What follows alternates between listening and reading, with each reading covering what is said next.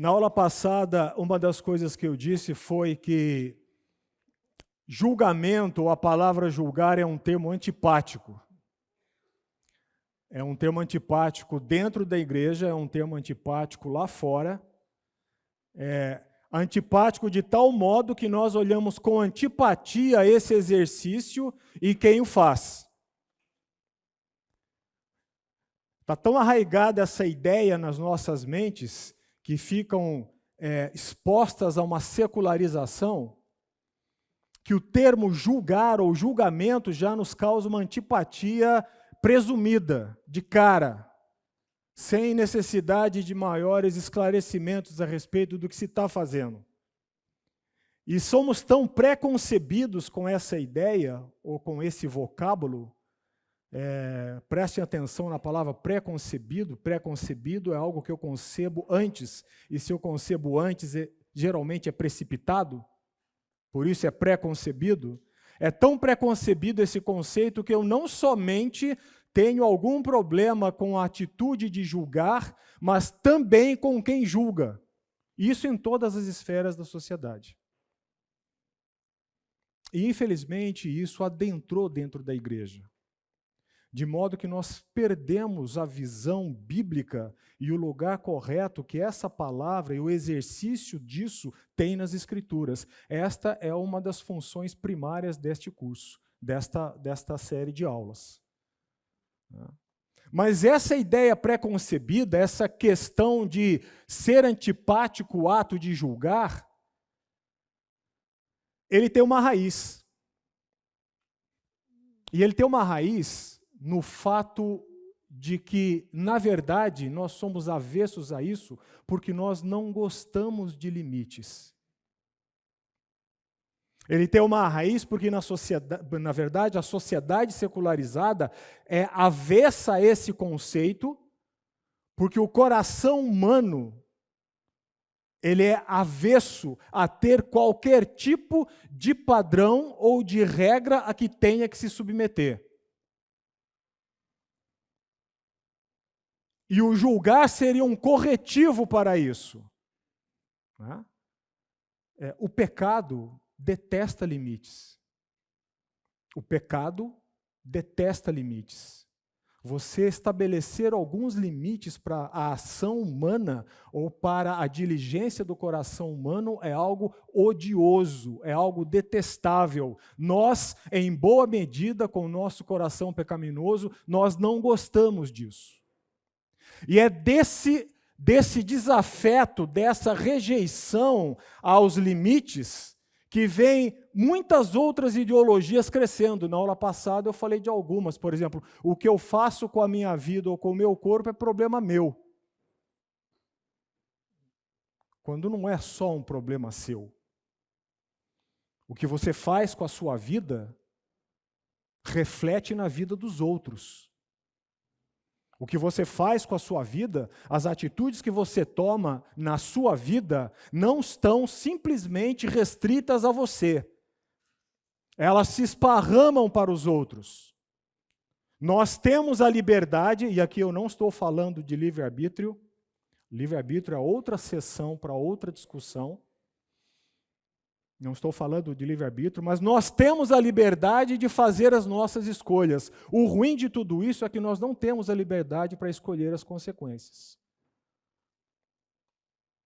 Você pode fazer qualquer escolha que você deseje na sua vida, mas você não tem a liberdade para não somente escolher as consequências do que você decidiu, como também estancar os limites, até onde vão essas consequências. Então esse é o primeiro aspecto, essa ideia secularizada do que o julgar, ou a atividade de julgar, ou o desafeto por quem julga, é algo que tem algum sedimento bíblico, não é.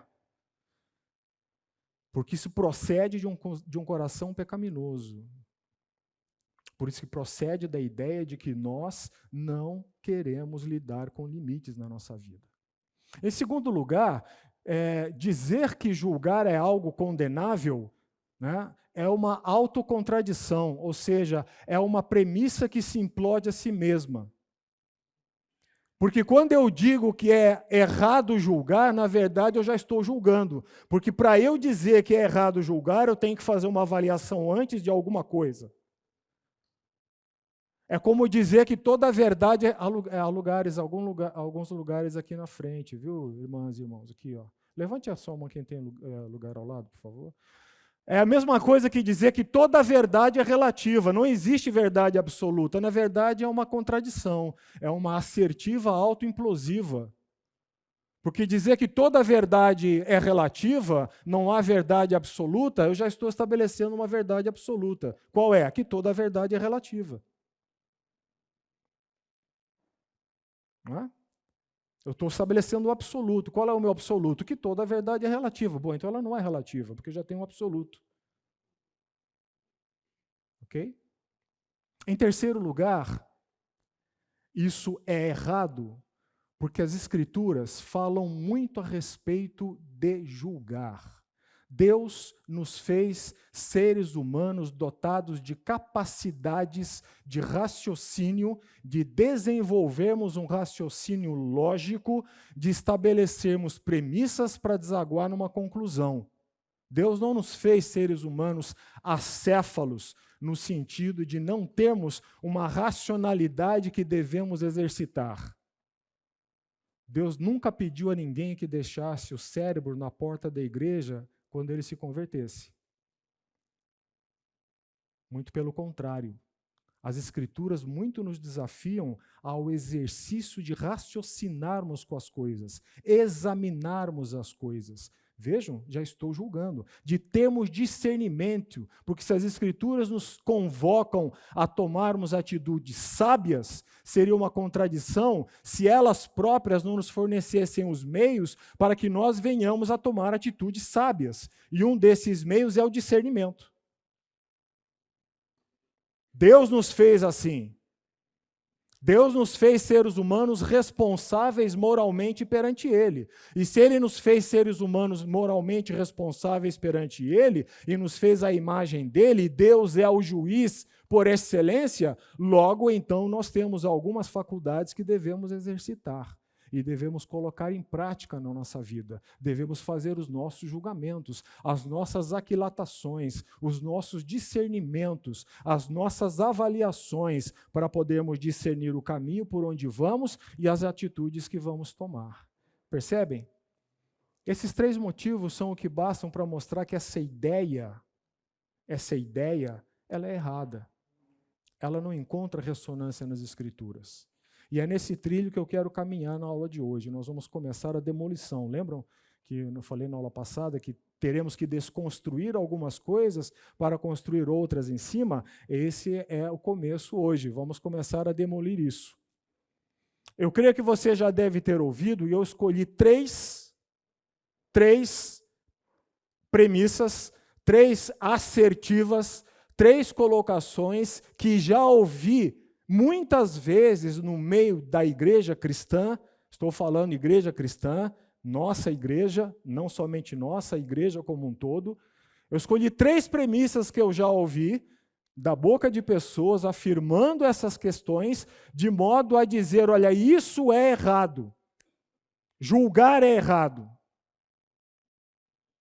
E em cima dessas três premissas, que pretendo desconstruí-las hoje, é necessário que nós coloquemos conceitos bíblicos dentro, para que então possamos nos posicionar e entendermos o que é que as Escrituras esperam de nós neste tema crítico. Ok? A primeira dessas premissas, a primeira dessas colocações que eu já ouvi a rodo, é: não devemos julgar porque a Bíblia condena o julgamento. A Bíblia condena que julguemos uns aos outros. Creio que vocês já devem ter ouvido isso. E há dois textos clássicos onde essa vertente teológica denominacional, interdenominacional, se apoia para dizer que nós não devemos julgar porque você está pecando se você julgar.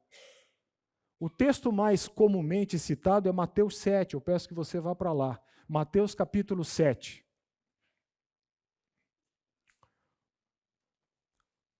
Estou tratando então da primeira colocação que se ouve por aí, ok? Nós estamos começando o processo de desconstrução para começar a edificar outros conceitos em cima, ok? Primeira assertiva, a Bíblia condena o julgamento. Mateus capítulo 7. Abriram? Eu vou ler do verso 1 até o verso 5. Vai nos interessar todo o capítulo, creio que a partir da próxima aula, quase todo. Mas hoje nós vamos nos estacionar de 1 a 5. Mateus capítulo 7, de 1 a 5. Eu estou usando a versão Almeida Revista Atualizada, ARA. Mateus 7, 1. Não julgueis, para que não sejais julgados. Mas não parou aí. Se o nosso Senhor tivesse dito isso e pulado do verso 1 para o verso 15, a coisa estaria resolvida, mas ele não parou aí. Ele disse algo mais. Segundo, se nosso Senhor tivesse parado aí, nós teríamos uma contradição interna nas Escrituras. Por exemplo, abra lá em 1 Tessalonicenses, capítulo 5, verso 21. Quem achou, por favor, leia. 1 Tessalonicenses, capítulo 5, verso 21. Quem achou, leia, por gentileza. Julgai todas as coisas e retende o que é bom. Julgai todas as coisas e retende o que é? O que é bom. Alguém tem outra versão? Examine. Pode prosseguir, irmão. Examine todas as coisas e retenha o que é bom. E retém o que é bom. O Senhor Jesus não parou aí. Se parasse aí, teríamos um problema de contradição. Na carreira cristã, nós temos que lidar com mistérios, nós temos que lidar com paradoxos, mas nós nunca teremos que lidar com contradições, porque a Bíblia não encerra contradições. A Bíblia tem mistérios? Sim. Coisas que eu não consigo explicar? Sim, tem. E o que eu faço com isso? Exercite sua fé. Vivemos pela fé neles e cremos neles pela fé. Um dos grandes mistérios da Bíblia é haver um Deus triuno, um ser de 3 pessoas em um. Como você explica isso? Milênios de teologia, ninguém conseguiu explicar isso com perfeição até hoje. Mas é um fato. O nosso Deus é um ser triuno. Um ser que se revela em 3 pessoas e ainda assim é triuno. Na vida cristã, 1 mais 1 não é 2, 1 mais 1 é 1. E 2 mais 2 não são 4. Nós lidamos com paradoxos na vida cristã? Lidamos. Jesus estabeleceu vários paradoxos na palavra dele, nas Escrituras. Por exemplo, aquele que quer amar a sua vida, perdê-la-á. Aquele que quiser perder a sua vida por amor a mim, ganhá-la-á. Estão percebendo o paradoxo? Isso é um paradoxo. E o paradoxo se distingue da contradição porque ele desafia os nossos neurônios. Temos que pensar sobre isso. Aquele que quer ganhar vai perder. Aquele que quer perder por amor a mim vai ganhar. Isso é um paradoxo. Mas a Bíblia não tem contradições. Por isso Jesus não parou aí. Veja o que ele diz mais adiante. Vamos para o verso 2. De novo, verso 1. Não julgueis para que não sejais julgados. Verso 2. Pois, com o critério, preste atenção nessa palavra, pois, com o critério com que julgardes, sereis julgados. E com a medida que tiverdes medido, vos medirão também. 2 coisas devemos extrair disso. Bom, se todo julgamento que eu faça é condenável, é pecaminoso, está reprovado pelas Escrituras, é totalmente inócuo, inodoro, insonso, quando Jesus disse, pois com o critério e com a medida. Porque se todo julgamento é errado, não há necessidade de distinguir um critério e uma medida, porque tudo está errado. Estão comigo? É inócuo. palavras jogadas ao vento. É inodoro, não tem cheiro. Segundo, se Jesus disse, pois com o, veja o artigo definido, pois com o critério e a medida, Jesus naturalmente, vejam aí, Deus nos deu cérebros, raciocínio. Se Jesus está falando, pois com o critério e a medida, automaticamente, por exclusão, Jesus está ressaltando a um critério e uma medida que está errada. Mas as outras não. Porque senão também não haveria necessidade dele dizer, pois com o critério com que julgardes, o que é que diz o texto? Pois com o critério que julgardes, sereis julgados. Com a medida com que tiverdes medido, vos medirão também. Jesus não está condenando o julgamento. Jesus não está dizendo em lugar nenhum, como essa assertiva que caminha dentro das igrejas diz, que todo julgamento, ou que eu não devo julgar porque o julgar é pecaminoso, é errado. Ele não disse isso. Ele fez uma distinção precisa. E essa distinção do verso 2 é o que dá moldura ao primeiro, ao verso 1. No verso 1 nós temos o princípio. O que vai dar sentido a esse princípio é o que está no verso 2 e o que se segue. De novo, não julgueis para que não sejais julgados, pois com o critério, ou seja, com a atitude que você assume ao julgar, a palavra critério quer dizer isso. Com a forma como você está fazendo, ou a atitude que você tem ao fazer, por isso está falando o critério, pois com o critério com que julgardes, ou seja, a tua atitude, pense bem como você faz, porque a tua atitude será a atitude que virá contra ti.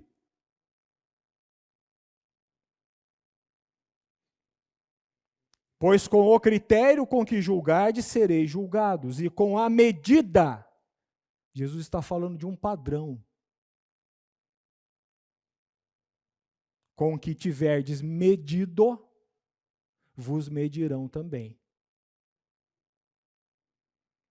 Jesus está falando de um proceder, uma atitude, critério, e Jesus está falando de um padrão. Um dos significados da palavra no original que foi traduzida por medida é vara com graduação.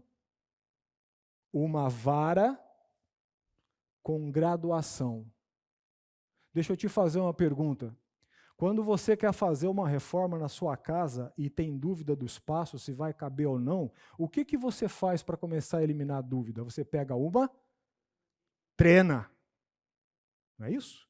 Você pega a trena, você encaixa a trena lá no canto que você acha que é, e põe lá no outro canto que você supõe que é, e faz a medida. Você está utilizando um padrão aplicado àquela situação. E esse padrão vai te dizer, olha, com base neste padrão, você pode fazer isso. Ou não é aconselhável que você faça isso. Estão entendendo?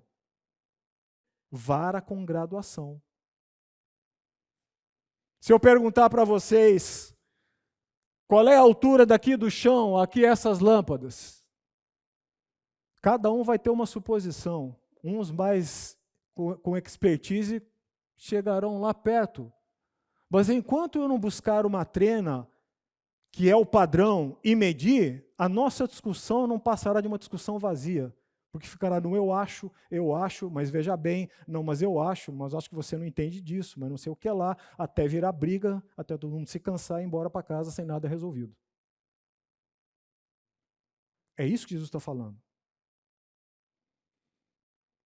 Preste atenção na atitude que você adota ao formular os seus julgamentos. E preste atenção no padrão que você está usando para enquadrar as pessoas, circunstâncias e situações. Entendem?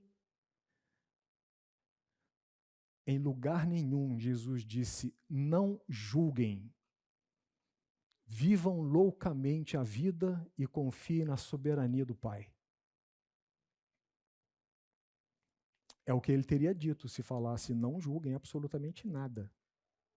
Não decidam nada. Vida leva eu. Não é o filósofo popular? Vida leva eu. Né? Além de uma mentira, um grande erro de português, não, mas tudo bem.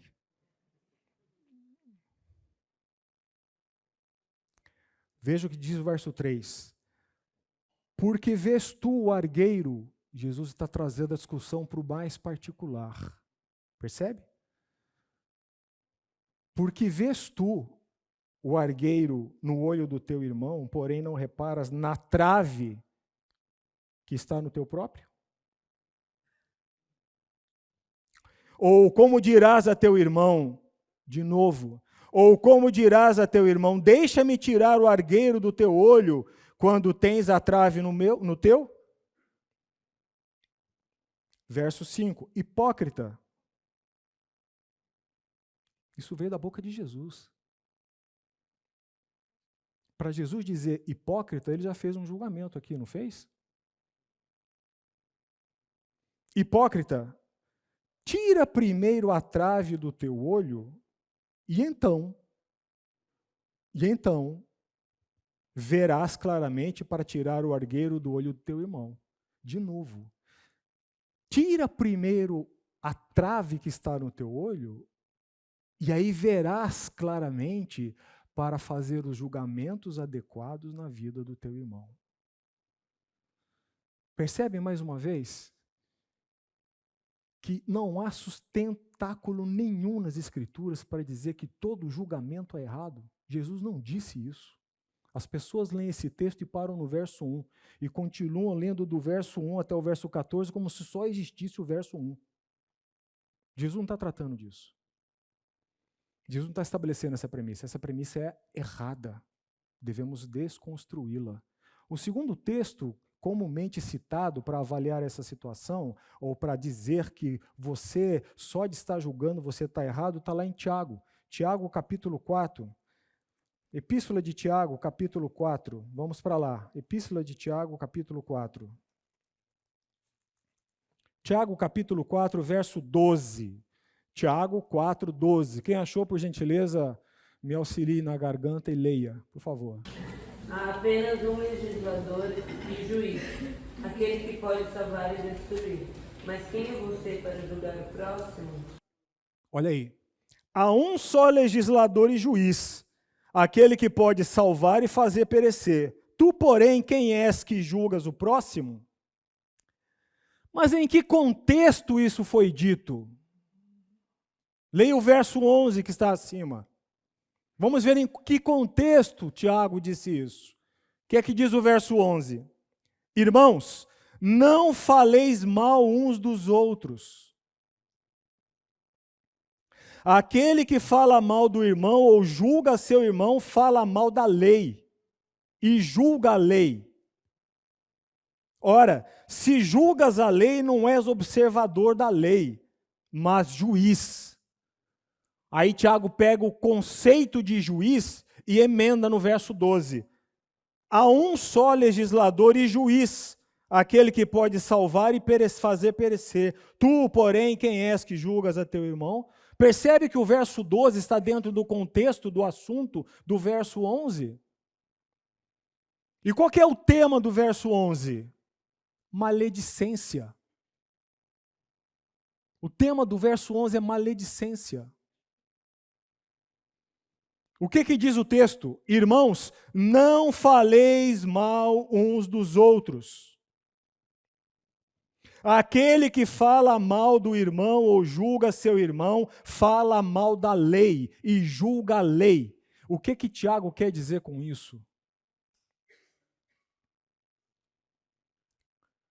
Quando eu falo mal de um irmão, mesmo que aquilo que eu esteja falando seja verdade, sublinhe isso. Quando eu falo mal do meu irmão, mesmo que aquilo que eu esteja falando seja verdade, eu estou pecando. Eu estou difamando. Eu estou caluniando.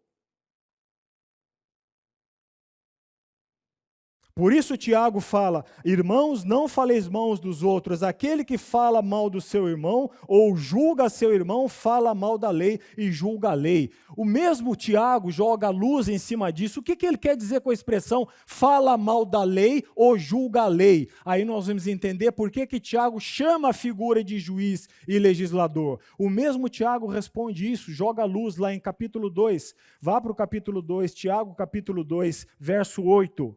Por favor, quem achou, leia. Esse é um exercício, gente. Eu falo assim, por favor, quem achou, leia. Desculpem. Para que você tenha contato com as Escrituras. Olha o texto. Tiago 2,8. Quem achou, leia. Se vós, contudo, observais a lei régia segundo a Escritura, amarás o teu próximo como a ti mesmo. Fazeis bem. Se, todavia, fazeis acepção de pessoas, cometeis pecado, segundo arguidos pela lei como transgressores. Ótimo. Percebem? Que lei? Amarás o teu próximo como a ti mesmo. Se eu sou o irmão B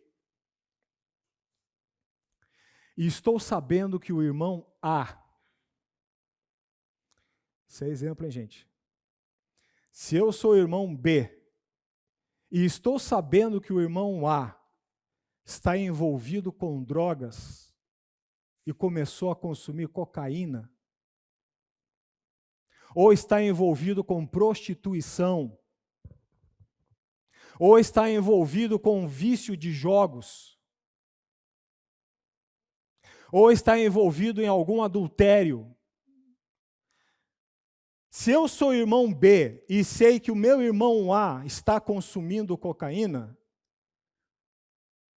e você, vem cá, por favor. Você está sabendo? Sabendo o quê? O A, ele está começando a consumir cocaína. Ele está envolvido em... Não. É. Verdade. Mas, eu estou falando isso para você porque eu confio em você. Não leve isso para ninguém. Ah, não. Você me conhece, né? Que isso? Você está me ofendendo. Você me conhece. Vai comigo para o túmulo. O irmão C, lá na coinonia, depois da coinonia, puxa o irmão dele lá no canto da churrasqueira. Você ficou sabendo que o A está usando droga? Não. É. Mas, fica aqui, hein? Fica aqui. Vamos orar. Aí já entra a hipocrisia, a gente vai espiritualizar a coisa, né? Eu estou falando para você para a gente orar. Eu pergunto a você, meu querido, onde isso está indo no caminho do bem? Onde? Esse processo instaurado está levando a que bem? Se você ou se eu sou o irmão B e sei que o irmão A está consumindo cocaína e não tenho a coragem ou não tenho o destemor de sentar com ele e ter uma conversa franca e aberta, cale-se.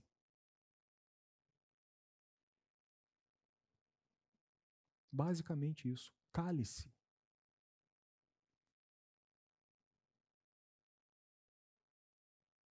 Se você não vai se envolver no processo de restauração, ainda que seja verdade, cale-se. É isso que Tiago está falando. E por que Tiago está falando que nós estamos julgando a lei quando fazemos o contrário? Porque a lei diz, amarás o teu próximo como a ti mesmo? Acaso eu, irmão B, gostaria que o meu nome tivesse esparramado já em toda a igreja, sabendo que eu estou consumindo cocaína e ninguém apareceu para tentar conversar comigo? Que edificação seria isso para a minha vida? Percebem? O irmão B não gostaria disso. E quando o Tiago está falando, você está julgando a lei, está dizendo assim, não fale mal, porque quando você fala mal, ainda que seja verdade, você está julgando a lei. Ou você está dizendo, Deus, eu não dou a mínima para esse mandamento teu, de amarás o teu próximo como a ti mesmo. Porque o meu padrão, o meu jeito, diz que eu tenho que falar. E se eu não dou a mínima para o preceito de lei, eu não dou a mínima para o autor do preceito de lei. É por isso que Tiago emendou o verso 12. Quando eu desprezo a lei, quando eu desprezo a palavra, eu não estou desprezando um livro. Eu não estou desprezando um aglomerado de versículos. Eu estou desprezando alguém que é autor da palavra. Quando alguém diz para você que você está mentindo, ele não está desprezando o que você está dizendo. E se você estiver falando a verdade, ele está desonrando quem? Você. Não é assim? É por isso que Tiago está dizendo. O verso 12 está incluído aqui. Há um só legislador e juiz, aquele que pode salvar e fazer perecer. Tu, porém, quem és que julgas a teu próximo? Quando eu não observo isso, eu não dou a mínima para o que a lei diz. O meu proceder vai no contrário à lei. E se eu desprezo a lei, eu me torno juiz da lei. Ou seja, eu me coloco acima de Deus, que é o autor da lei. Por isso Tiago fala, há um só juiz e legislador. Tiago teve a clareza de raciocínio de juntar as duas funções numa só pessoa. Ele legisla e julga. Ele não legisla e delega para você julgar. Ele não julga e delega para você fazer a lei. Vou fazer uma emenda celestial lá para botar lá no preceito de lei, amarás o teu próximo como a ti mesmo, vírgula, a não ser que o teu próximo esteja pisando na bola, vírgula, aí fale mal. Não existe uma emenda constitucional no céu. Por isso Tiago está dizendo, é nesse contexto que Tiago está dizendo, você está pecando se você julgar. Em que contexto? Neste contexto. De novo, não há embasamento bíblico para estabelecer aquela regra como uma regra sem nenhuma qualificação ou sem nenhum qualificativo. Aqui há uma condenação explícita, clara, à maledicência, porque maledicência é toda forma de falar mal do outro, seja o que você fala tem procedência ou não tem procedência, aí já está a maledicência associada com a mentira. E por aí segue.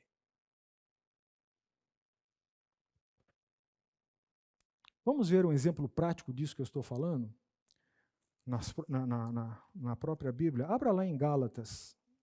Abra lá em Gálatas, capítulo 5.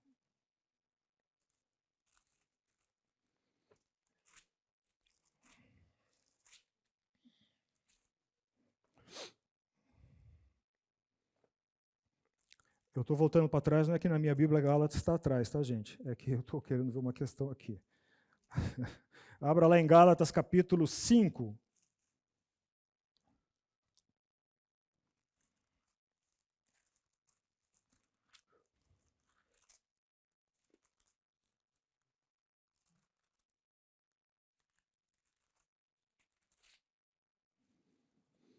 O que é que diz o versículo 1? Por favor, quem achou, leia.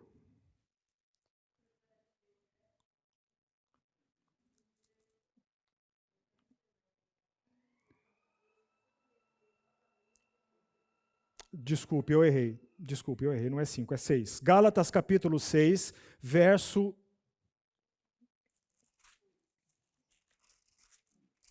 Gálatas 6, desculpe, Gálatas. 1 Coríntios, gente.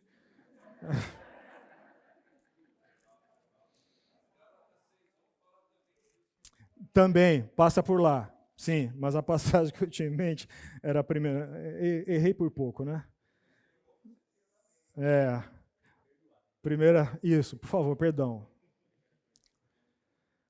1 Coríntios, capítulo 6.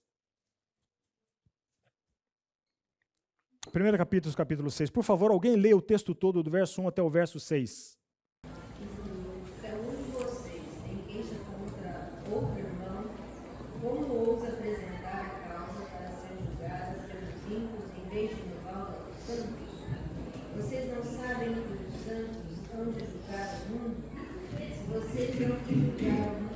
Se vocês hão de julgar o mundo, acaso não são capazes de julgar as causas de menor importância? Vocês não sabem que haveremos de julgar os anjos, quanto mais as coisas desta vida. Portanto, se vocês têm questões relativas às coisas desta vida, designem para juízos que são da igreja, mesmo que sejam os menos importantes. Digo isso para envergonhá-los. Acaso não há entre vocês alguém suficientemente sábio para julgar uma causa entre irmãos?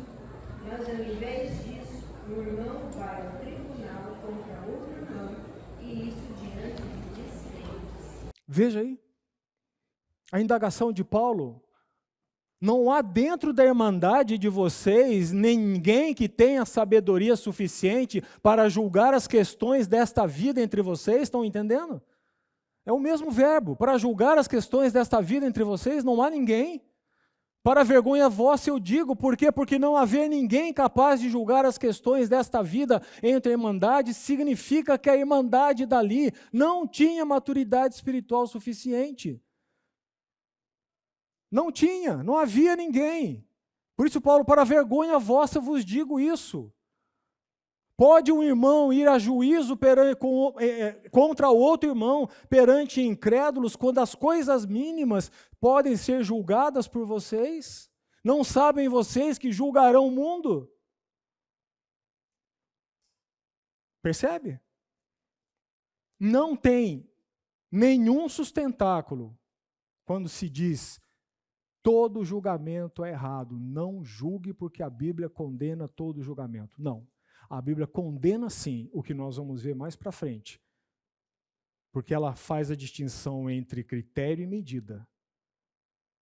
Mas dizer que todo julgamento é errado, que eu não posso formular opinião nenhuma, que eu não posso aquilatar nenhuma situação e com discernimento decidir ou me abster e tomar aquela decisão para orientar meu caminho, isso é mentira. Isso não conduz à verdade da palavra de Deus. Isso tem raiz no secularismo ateu. Como eu falei no começo da aula. Ok? Está arraigado na ideia de eu posso fazer o que eu bem entendo na sociedade, que ninguém tem nada com isso. Isso é uma mentira diabólica. E ainda fala assim, eu só tenho que dar satisfação a Deus. Aham, sim. Eu só tenho que dar satisfação a Deus. É o só. Está raciocinando bem. Vamos lá. Muito bem, penso estar clara a questão quanto à premissa errônea de se dizer que a Bíblia condena todo julgamento. Isso não é verdade. Ok? Você já tem um material mínimo aí de abordagem bíblica para argumentar com a pessoa que está dizendo isso, não utilizando eu acho. A pior coisa que você pode fazer no argumento da defesa da sua fé é dizer eu acho. Se você entrar por isso, dizendo eu acho, é melhor você nem sair da cama. Ok? Eu acho não é somente um argumento fraco, como desmerece as Escrituras. Ok? Segunda questão que eu ouço falar, segunda premissa que se coloca aí para refutar a questão de julgar, de avaliar as situações, não é? Dizem que quem faz isso está sendo preconceituoso, né? Eu acho interessante que quem diz que há preconceito é o que mais externa preconceito a respeito daquilo que está falando. A segunda questão que eu ouço falar é a seguinte: julgar os outros é uma demonstração de falta de amor. A primeira foi, a Bíblia condena todo tipo de julgamento. A segunda, creio que vocês já devem ter ouvido falar isso, né? Julgar os outros é uma demonstração de falta de amor. Será que isso é bíblico? Será que isso corresponde à verdade das Escrituras? Hoje, como é Dia dos Pais, eu quero trazer 2 exemplos de pais, né? Eu quero fomentar o Dia dos Pais, que está bem desgastado.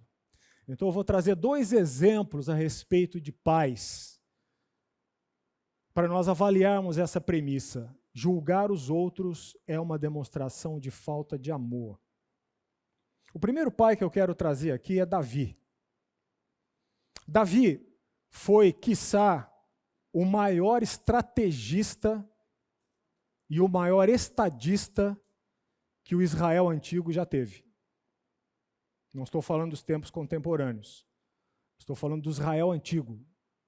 Davi foi, provavelmente, o maior estrategista militar e o maior estadista que Israel já teve nos tempos antigos. No entanto, Davi também parece ter sido o pior pai do Israel dos tempos antigos. E nós vamos ver isso. Depois que a vida de Davi começou a descambar, Amnon violentou, estuprou sua meia-irmã Tamar. Absalão constituiu cendoro por homicídio de Amnon, tentou usurpar o trono do próprio pai. E Adonias, não dando a mínima para o que Deus já havia falado e para a vontade do pai, também provocou uma insurgência com a tentativa de usurpação do trono. Abra sua Bíblia em 1 Reis, livro de 1 Reis, capítulo 1. 1 Reis, capítulo 1.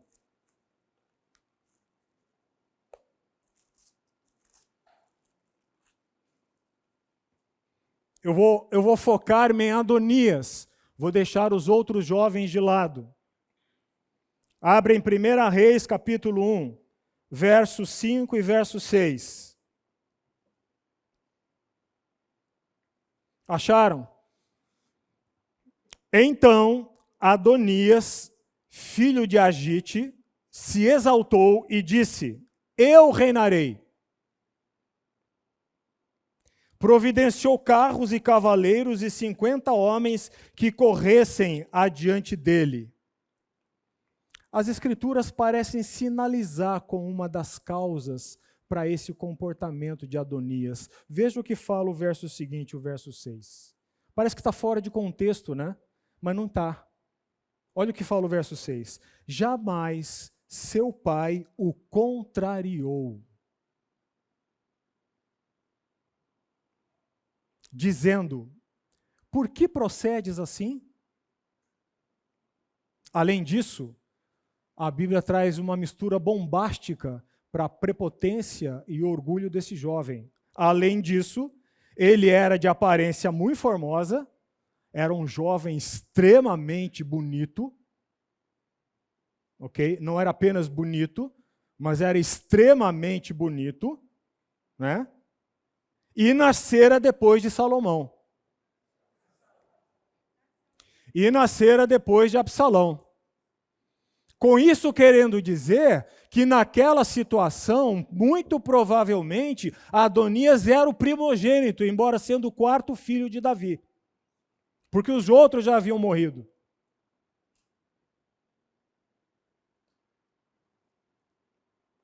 Agora preste atenção no detalhe do versículo 6. Jamais seu pai o contrariou. Há alguma relação da qual nós possamos cogitar de amor em termos de intensidade, de cotidiano, de vivência, mais do que a relação entre pais e filhos e pais? Jamais seu pai o contrariou. E veja o que é que a Escritura fala. A palavra de Deus, às vezes, ela é um bisturi na mão de um hábil cirurgião. Ela corta lá no fundo, né? Mais cortante do que espada de 2 gumes. Veja o que é que a palavra diz. Dizendo, por que procedes assim?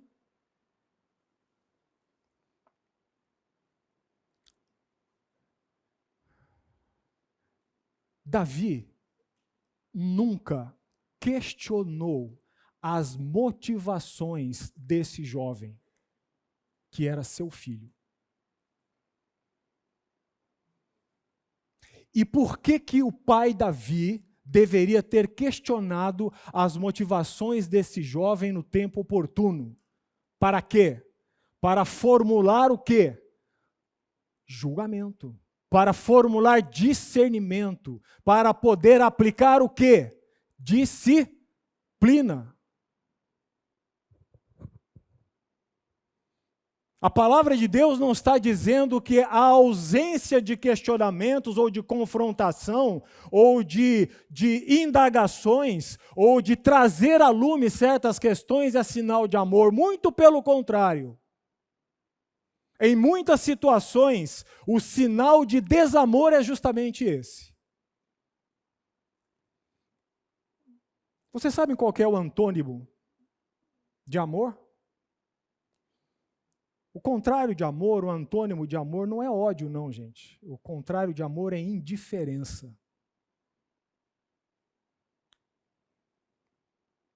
O antônimo de amor não é ódio. O antônimo de amor é indiferença. Eu lembro-me que eu era adolescente, não faz muito tempo, e um certo sábado, eu tinha alguns amigos próximos, né? E o meu pai tinha acabado de trocar de carro. E até então, nos sábados, até esse momento em que o meu pai trocou de carro, ele costumava deixar o carro aos sábados comigo, né? E aí, alguns desses jovens foram lá para casa, né? E eu confiadamente, muito confiadamente, já arrumado com todos eles, já com o programa pós-igreja montado, nós íamos para a igreja, e o programa pós-igreja montado, nada demais, gente. Eu fui lá, pedi o carro. Mas havia um detalhe crucial, meu pai tinha trocado de carro. Né? Sabe aquele negócio que quando o pai troca de carro e passa a noite na garagem em vez de na cama? Olhando para o carro? É mais ou menos assim. E adivinha qual foi a resposta que eu tive do meu pai? Mas não foi com essa simpatia. Não. O que você está pensando? Tirei esse carro essa semana, moleque. Não tem nem seguro, nem vou fazer seguro. Aquilo foi um choque, né? Um balde de água fria, expectativa frustrada. E eu voltei muito bravo para o quarto. E lá no quarto estavam aqueles que poderiam me ajudar, mas nada fizeram. Permaneceram no quarto. Eu entrei no quarto e falei, meu pai não sei o que lá, meu pai isso, meu pai aquilo. Não xinguei meu pai. Mas não fiquei nada contente com meu pai. Apenas um daqueles jovens ficou quieto. O nome daquele jovem é Davi. E hoje está na glória. Deus o levou há uns quase 2 anos atrás de câncer de pulmão. Ele foi o único que ficou quieto. Os outros 2, né, ajudaram. Jogaram gasolina. Aí eu virei para ele e falei assim, e você não vai falar nada? Aí o Davi, nunca mais me esqueci disso. Aí o Davi virou para mim e falou assim, eu queria ter um pai assim.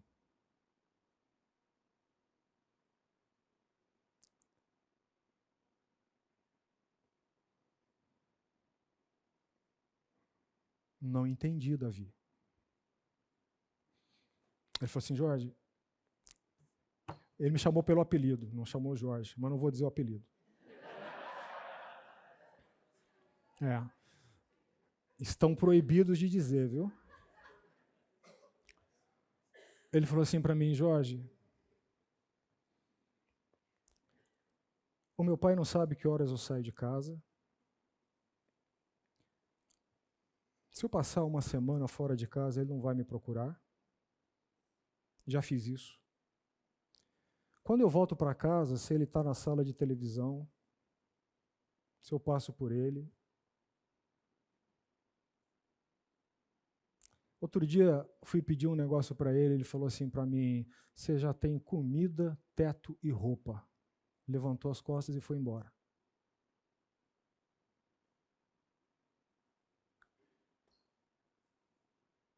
Meu pai nunca se interessou por perguntar para mim o que eu acho, o que eu não acho. Todos os meus perrengues e dúvidas eu tenho que resolver com um pastor, com um irmão, com isso, com aquilo. Eu queria ter um pai assim, porque pelo menos ele está demonstrando interesse na sua vida. Percebem?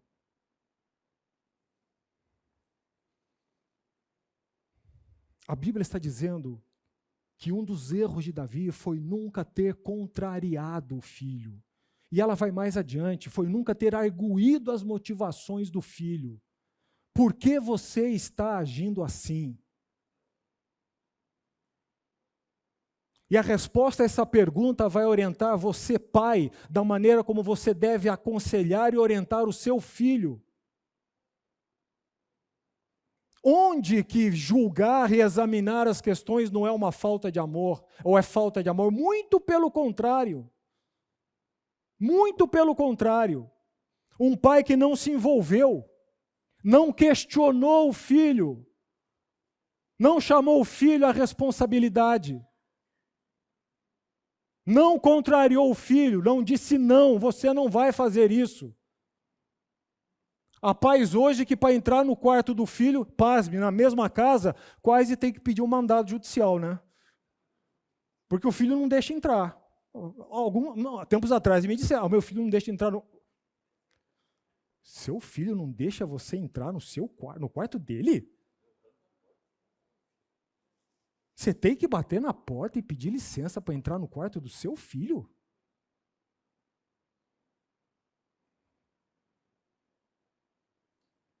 Por que você está fazendo isso? Com amor, com respeito, porque o seu filho também é criado à imagem e semelhança de Deus, um ser digno de dignidade. Onde que confrontar, que trazer à lume as motivações para você poder orientar, você questionar o seu comportamento com o seu irmão não está correto. Tem pais que se dizem, eles se arrumam, eles se acertam. Meu querido, não espere a vida passar o tempo para mostrar que eles não vão se acertar. Só vai piorar isso. Senta aqui os dois. Isso que vocês estão fazendo entre vocês está errado.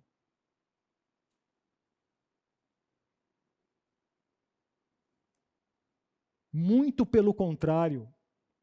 A sua postura de arguir, a sua postura de... Percebam o contexto onde eu estou falando, há uma intimidade envolvida. Eu estou derrubando aquela premissa de que julgar, formular convencimentos e aplicar soluções e examinar e decidir é demonstração de falta de amor. Mentira! Mentira! Se você faz isso, meu querido, prepare-se, porque lá na frente a bomba estoura. Não se omita. A Bíblia está dizendo, Adonias teve a petulância de arregimentar correligionários, e olha, más companhias não é difícil da gente arrumar.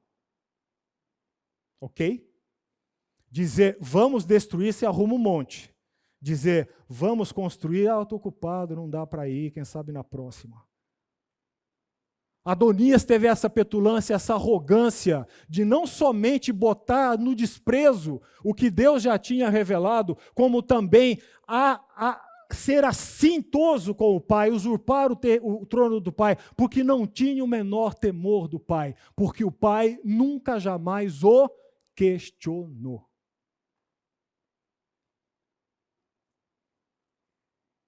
Eu estou convencido, não tem isso na palavra de Deus. Eu estou convencido que quando a Bíblia fala honra teu pai e tua mãe, o verbo honrar quer significar 3 coisas. Ok? O verbo honra teu pai e tua mãe implica em 3 ações básicas, mas fundamentais: obediência, respeito e estima.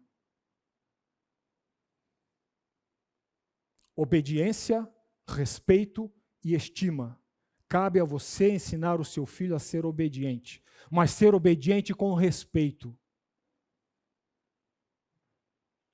Você dizer para o seu filho que ele está de castigo, ele sai da sua frente batendo o pé, chega lá no quarto, bate com a porta do quarto, ele está obedecendo de uma forma desrespeitosa. Vai lá e corrija.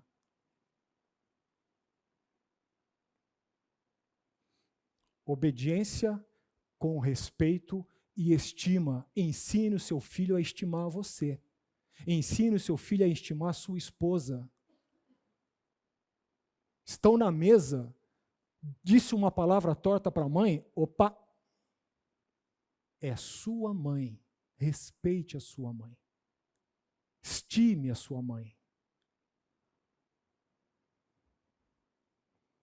Isso é honrar. Ensinar a obedecer, a ensinar uma obediência respeitosa e a ensinar a ter estima. Estima. Porque sabe o que é que vai sobrar das 3 depois? É a estima que ele pode ter por você. Não é isso? É a estima que ele pode ter por você. De novo, onde que arguir, onde que você ter uma postura mais incisiva, cavar as motivações, trazer à lume as verdadeiras intenções, por que você agiu dessa maneira com fulano, e trazer à lona o coração para poder falar, para poder dar um veredicto, para poder examinar a situação e falar, não é demonstração de falta de amor. Muito pelo contrário, é uma demonstração do mais legítimo amor. Lembre de Davi, o meu colega. Eu queria ter um pai assim. E fomos felizes a pé para o nosso programa. Eu não tanto, depois fiquei. Segundo pai, 1 Samuel. Vamos lá para 1 Samuel. 1 Samuel, capítulo 1, verso 12 e 13.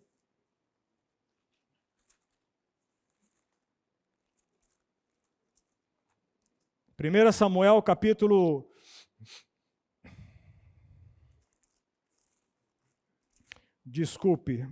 capítulo 2, verso 12 até o verso 17. 1 Samuel 2, 12 a 17. Quem achou, por gentileza, leia. Os filhos de Eli eram ímpios, não se importavam com o Senhor, nem cumpriam os deveres dos sacerdotes para com o povo.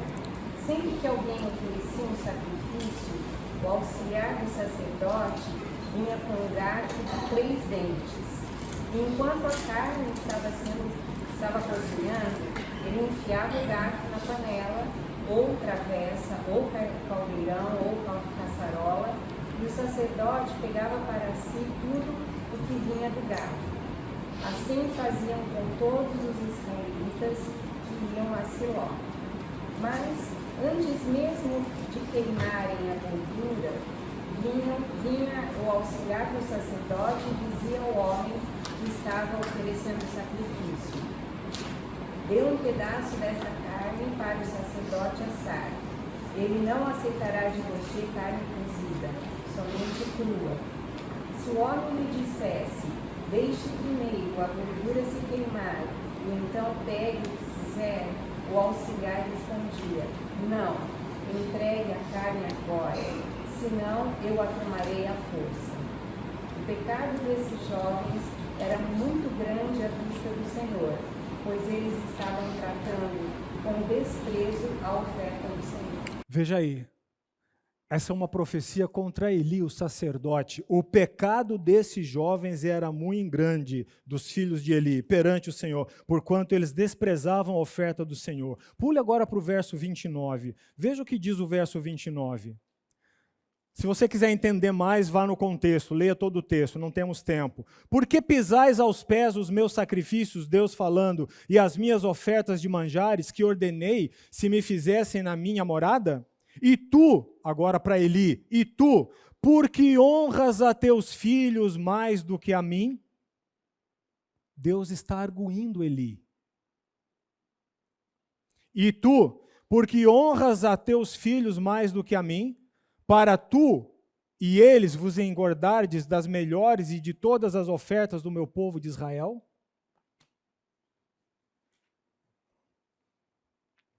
Quando você não confronta o que tem que ser confrontado, quando você não trata o que tem que ser tratado, você está deixando de honrar a Deus.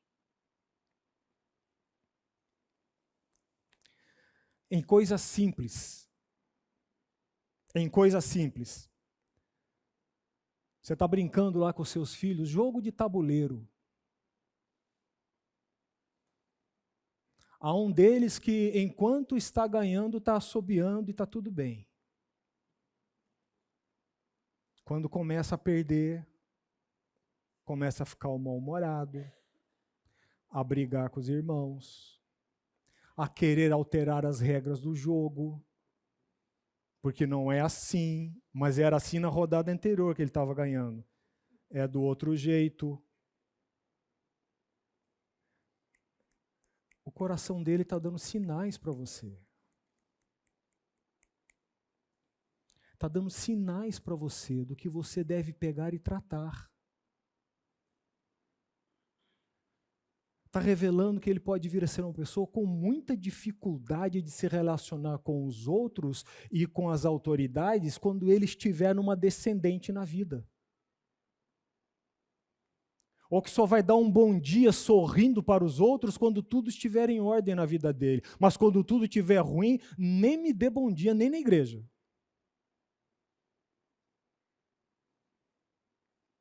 Está dando sinais. Deus disse a Eli: você deixou de fazer com que os seus filhos me honrassem, e assim você honrou mais os seus filhos do que a mim. Pare o jogo.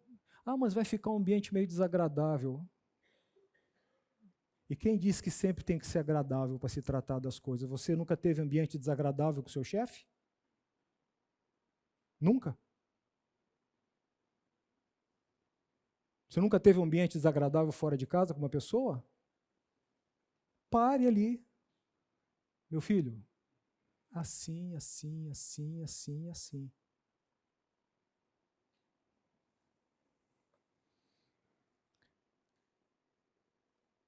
Arguir, confrontar, examinar e decidir, julgar as situações tem pertinência e não é falta de amor. O irmão ali levantou a mão?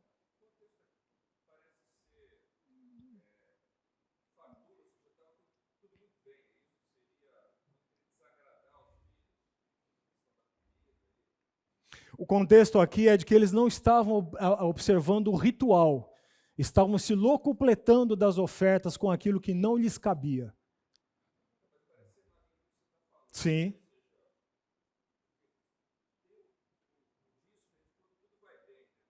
Sim. Sim.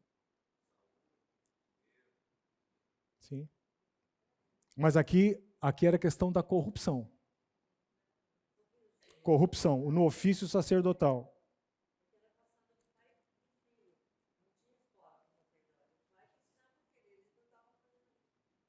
Sim. Terceiro, o amor é a única coisa que importa. Essa é a terceira coisa que nós ouvimos falar. O amor é a única coisa que importa. Aqui nós precisamos definir o que é amor, que é outra palavra extremamente desgastada nos nossos dias. Precisamos definir o que é amor. O amor é a única coisa que importa. O amor sem o conhecimento e a sabedoria das Escrituras será quase sempre mal orientado. O amor por si só, sem o conhecimento e a sabedoria das Escrituras, será quase sempre mal orientado. Um dos grandes erros dos judeus foi este. Abra sua Bíblia em Romanos capítulo 10.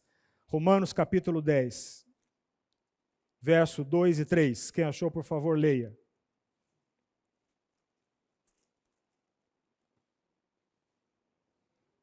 Romanos capítulo 10, verso 2 e 3. Porque lhes dou testemunho de que eles têm zelo por Deus, porém não com entendimento. Porquanto, desconhecendo a justiça de Deus e procurando estabelecer a sua própria, não se sujeitaram à que vem de Deus. Vejam aí. Eu lhes dou o testemunho de que eles, o povo que Paulo estava falando, o povo dele, porque eu lhes dou o testemunho que eles têm zelo por Deus, eles têm amor por Deus e tinham, eles têm zelo por Deus e tinham, mas veja o que diz o texto, porém não com entendimento. Porquanto, verso 3, desconhecendo a justiça de Deus,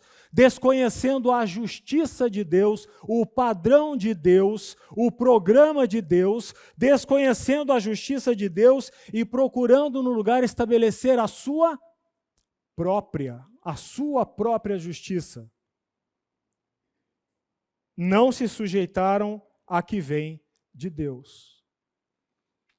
Um amor que não está, lembram na aula passada quando eu disse que todo o nosso conhecimento se assenta numa crença. A crença dá o suporte ao nosso conhecimento e, por sua vez, o nosso conhecimento nos conduz às decisões. Quando a nossa crença está mal orientada, quando o nosso conhecimento, a nossa crença não é verdadeira, não está informada pelas Escrituras, o nosso conhecimento será mal orientado. E se o nosso conhecimento é mal orientado, as nossas decisões serão mal orientadas também. Quando se diz que o amor é a única coisa que importa, nós temos que parar para pensar o que você está querendo dizer com a palavra amor. Qual é o seu conceito de amor? E do conceito de amor, perceberemos que, às vezes, esse conceito de amor não está informado pelo conceito de amor bíblico. De novo, o amor sem conhecimento e sabedoria das Escrituras será quase sempre mal orientado. Nós deixaremos de exercer o que temos que exercer no momento correto. Nós deixaremos de obstruir o que temos que obstruir no momento correto. E não se engane, quando você diz sim numa situação em que você tem que dizer não, não somente você não resolveu a situação, como você criou outro problema. Sim, sim. Se eu ficasse esse tempo todo aqui na frente da classe, e uma das provas de que nós julgamos a todo momento na nossa vida, a todo tempo, é que cada um de vocês, nos corações de vocês, está julgando cada palavra que eu estou falando ou não. Cada palavra que está sendo dita, vocês estão pesando no coração de vocês, não estão? Que outro nome eu darei isso se não julgar? Estou sendo julgado por aquilo que está sendo dito. Se eu passasse o tempo inteiro aqui na frente fazendo um discurso entusiasta, maravilhoso, sobre a beleza e intensidade do meu amor por Jesus, o rebanho seria alimentado? Não. A fé exige não somente o amor, mas que o amor venha calcado também em motivos para pensar, em fundamentos, em razão. A fé tem seu lado racional. É um exercício. O que é que Paulo fala lá em Romanos capítulo 12? Rogo-vos, pois, irmãos, abra lá, Romanos 12, 1 a 3, por favor, quem achou? Romanos 12, 1 a 3, por favor.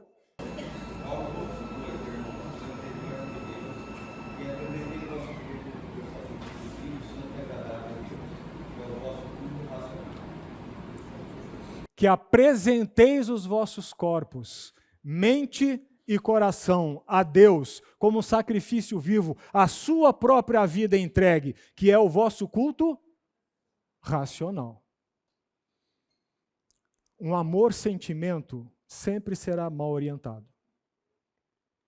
Não dirá não quando tem que ser dito. E isso criará problemas.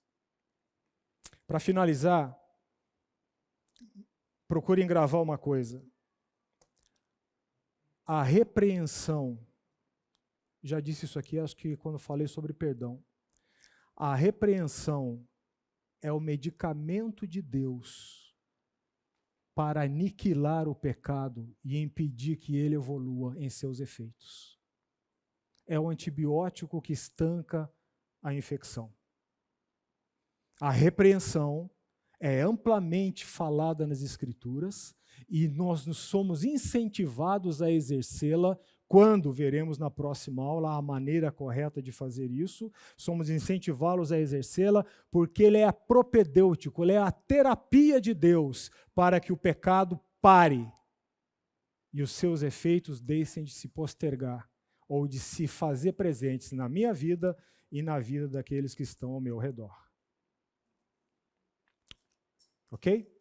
Por isso, repreensão é bíblica. E não pode haver repreensão sem um processo anterior de julgamento. Discernimento. Amém? Alguma dúvida? Se não temos, fiquemos em pé. E uma oração voluntária, estamos despedidos. Por favor. Voluntariamente, alguém ore.